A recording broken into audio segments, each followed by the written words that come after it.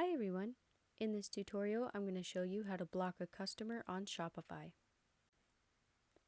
I am on the home page of my Shopify store and I am in admin mode. Over on the left hand side of the page, I'm going to go down to customers, click on that customer right there, and then I'm going to go over to more actions and press delete customer. This is one way you can block a customer from making purchases on your store, or you can go over here to where it says apps and look for a fraud filter.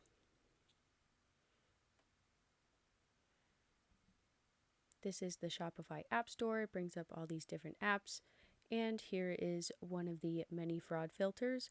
Basically, it will allow you to create certain filters so that certain customers can't order from your store.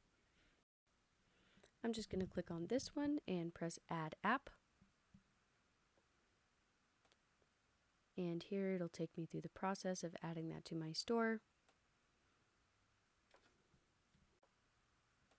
And once I've read through all the permissions, I'm going to go ahead and install that app. It automatically brings me back over to my admin page and into the fraud filter app. So here we can add rules to block certain customers from being able to make purchases on our stores. Up here in the details section, you're going to want to add a rule name. That way when the system detects that one of your rules is being violated, it can send a cancel order notice immediately, or it will give you a warning. And down here in the rules section is where you're going to make your actual conditions for the system to use.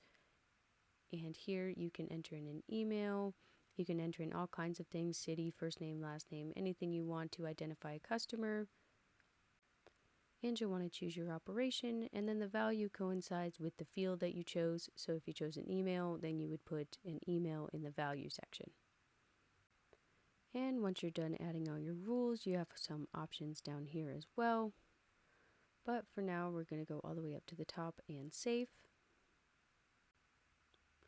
And once it is saved, this customer will be blocked from making purchases in my store, specifically based on their email.